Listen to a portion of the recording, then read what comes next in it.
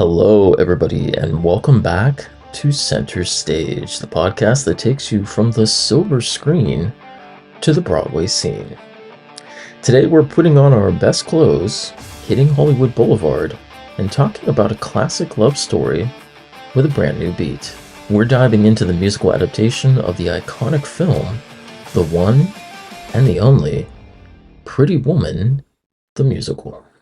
Pretty Woman is a musical with music and lyrics by 42-year career singer-songwriter and 15-time Grammy nominee Bryan Adams and his songwriting partner Jim Vallance, and a book by the original director of the 1990 film of which this musical is based on, Mr. Gary Marshall, and screen executive and original screenplay writer J.F. Lawton. Based on the 1990 film of the same name, Pretty Woman centers on the relationship that develops between Vivian Ward, a free-spirited Hollywood prostitute, and Edward Lewis, a wealthy businessman who hires her for a week to be his escort for several business and social functions. In March of 2014, it was announced that a musical adaptation of the film was being developed for the stage, with original screenwriter Lawton and director Marshall attached to write the book. Now, although Marshall did die in July of 2016, work on the musical continued. In an interview, director Jerry Mitchell said that this score will have the feel of late 80s, early 90s rock. That's one of the great things about Bryan Adams. It's where he lives. Well, by March of 2018, Pretty Woman made its world premiere at the Oriental Theater in Chicago for a limited 5-week run.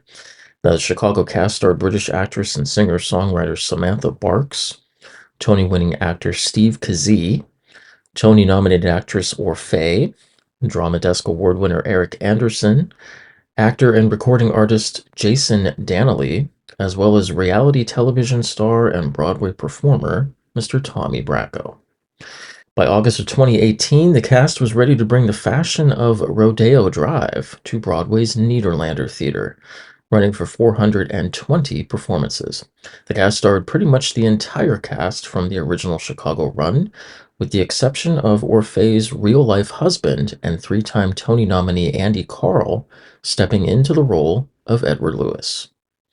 Now, Pretty Woman was generally poorly received by critics. Critics found that the gender dynamics of the movie's plot had aged poorly and that the musical had failed to bring the story up to date for 2018. In his review for the New York Times, Ben Brantley criticized the verbatim reuse of dialogue from the movie, writing that the show's creators had hewed suffocatingly close to the film's story, gags, and dialogue. Critics from The Guardian and Variety took issue with the show's glossiness and what they perceived as an attempt to make a G-rated family show from the original source material. Now, the score from Bryan Adams and Jim Vallance was generally described as pleasant, but unfortunately bland. Critics generally approved of the show's performers, particularly stars Andy Karl and Samantha Barks, but found they were unable to rise above the show's material.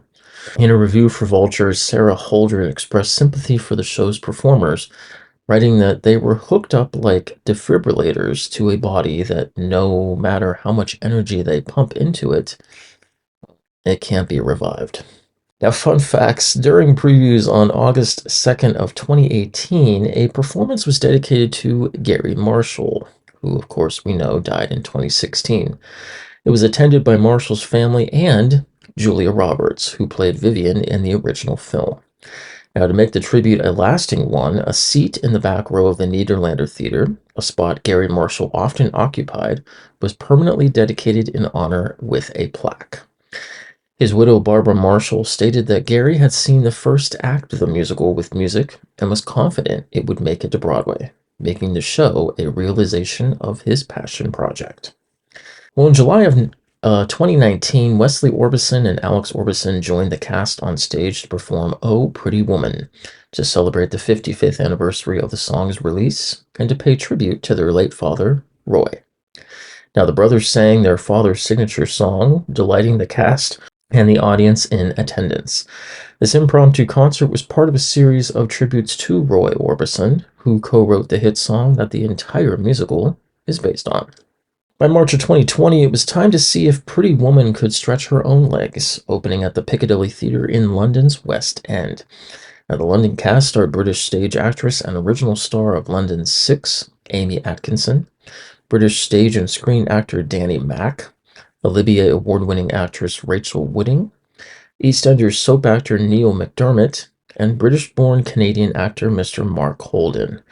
Now, although the production did shut down during the COVID-19 pandemic, it did return in July of 2021 at the Savoy Theatre. Well, guys, as quickly as that started, that's our show for today. Now, whether you're a fan of the classic film or discovering the story for the first time, Pretty Woman the Musical reminds us that everyone deserves a fairy tale, and sometimes the best place to find it is in the most unexpected of places.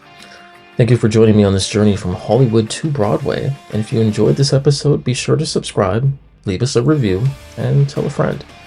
Until next time, remember, sometimes you can't go back, because it's always best to move forward. Never give up on a dream.